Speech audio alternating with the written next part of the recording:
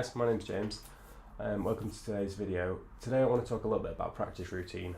I've had a lot of people asking me about how much practice I do, what kind of things I practice, how much practice should they be doing, certain exercises and stuff. So today it's going to be in two halves, this video. So the first half I'm going to give kind of a brief overview of what I would do day to day as a practice routine.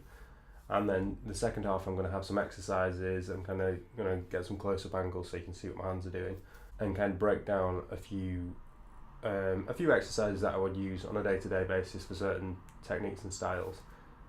So for the first half, generally I practice about 10 hours a day, somewhere 8 to 10, something like that. And this is usually in two halves. So I'll have like a motor skills half where it's just technique based, kind of like drilling exercises with a metronome, usually in front of Netflix, because it's not the most exciting kind of practice.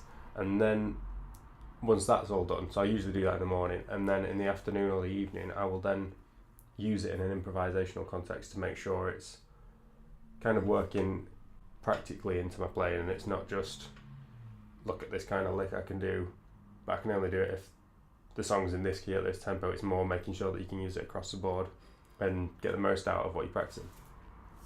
So for the technique skills stuff, the exercises, I will do usually about an hour of legato, and like I said, there'll be exercises on these at the end of the videos.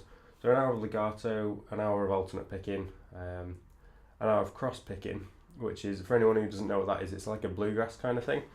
And it's basically where you're always alternate picking, and it's one note per string. So say I was to pick, let's just hold the chord shape here. So say I was to down pick on the D string, and then up pick on the G, and then down on the B. I would then repeat that, but the opposite way around. So I would then go up on the D, down on the G, up on the B. Again, there'll be exercise at the end. So an hour of cross picking, then I might do.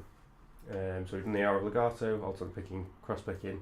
I might do an hour of just acoustic practicing, maybe just playing scales or something, just to get used to having my hands on acoustic on thicker gauge strings and stuff, because it does go quite quick. If you don't play acoustic for a long time and you always play an electric, then when you get back on an acoustic it can take a little bit of adjusting. So I always try and make sure I've got a few hours a day playing acoustic. And then when I'm improvising, I'll do the same, but within to a backing track, either to a backing track or music. So I might do an hour of improvising with legato, an hour of improvising with alternate picking, an hour of improvising maybe on one note per string to get something more melodic, or bending, any technique I want to work on really.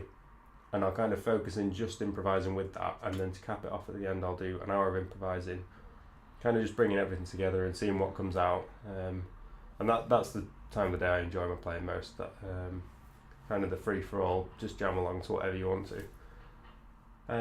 So if we look at some exercises now, so for the alternate picking, I think the most obvious one is the 1, 2, 3, 4 that we've all seen before. So it's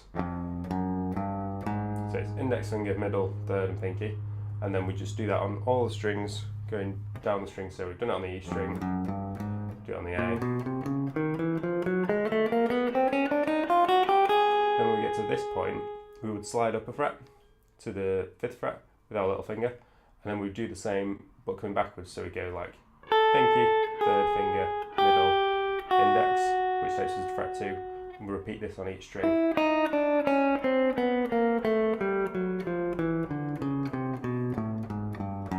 And then we just do exactly the same again, jump up a fret, and carry on that way. You can take this all the way up and down the neck.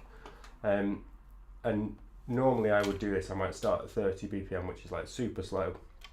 And what you'll find is that it's easy to play mega slow, but the timing to hit that on the click, so I usually do 4 notes per click, so for every click you would get, and the click would come again on index finger, and then again. So 4 notes per click at 30 BPM is really slow, so to try and make sure you hit that click every time, that's where you'll get the most benefit from a timing aspect. And then my current kind of maximum at the moment is 180, and that's when things start to get a little tense and uncomfortable.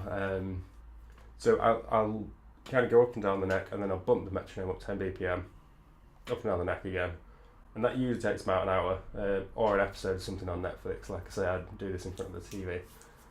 So the next thing, the legato stuff, there's a few you can do for this. For a long time, just to build up strength in my third and pinky, I would do like a hammer-on exercise where you would go just on every string, and then when you get to this point, you move up a fret and do pull-offs. And you take that all the way up, then move up a fret. Same concept as the kind of the 1, 2, 3, 4 alternate picking thing. And that strengthens these two fingers, and like I say, you can speed that up. You can either do it with the metronome or kind of work to whatever's most comfortable, and you will feel it on this part of your hand when you first start doing it. And then the next step from that would be to do it in the 3 note per string, so like that.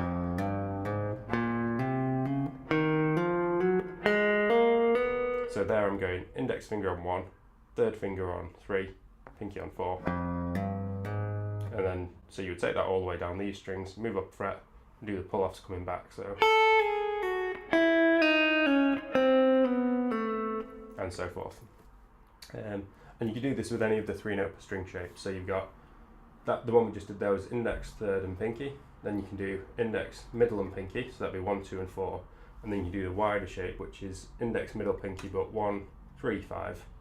Some people prefer to do that with the third finger. I don't have as much stretch between those two as I do these two. So I tend to go index, middle, pinky on that one. So that's some of the legato exercises I'll do. And obviously you can kind of change these, and as you get more comfortable with them, do something with them to make them more awkward.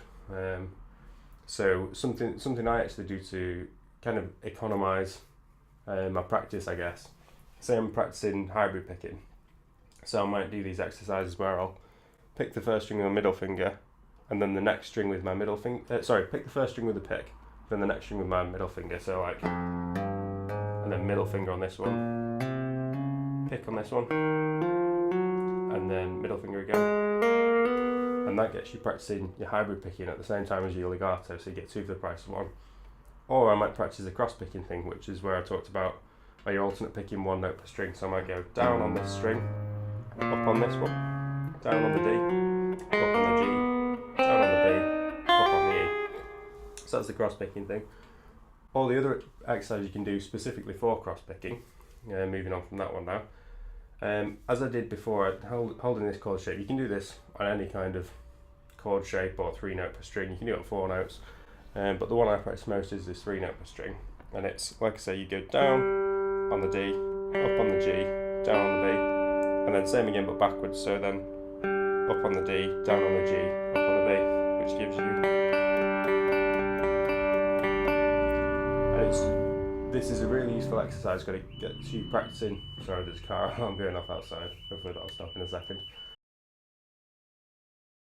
And it's really useful because it gets you practicing every kind of permutation that you could encounter when you're alternate picking. So it practices your inside picking and your outside. So inside is where you go from one string, so say we go down on the D, up on the G, that will be outside picking, because we're outside the 2 strings, and then the next one is inside picking because you've gone up on the G, down on the B, so you've got a smaller pivot, which is generally a little bit harder. So like I said, that's, if anyone wants the tabs for these, send me a message. You can send me a message on Instagram, it's at Frankland Guitar, or you can send me an email, it's james.frankland@ymail.com. I'll type it in the screen, hopefully it should be appearing here right now. Yeah, send me a message for the tabs, and I'm hoping I can do, I mean there's loads of technique videos on YouTube, but hopefully if people are interested I can do more in-depth videos, and say we'll spend 5 minutes on legato, 5 minutes on alternate picking, 5 minutes on hybrid picking, that kind of thing. But this was, hopefully it's just an insight into if people were interested in what practice I'm doing.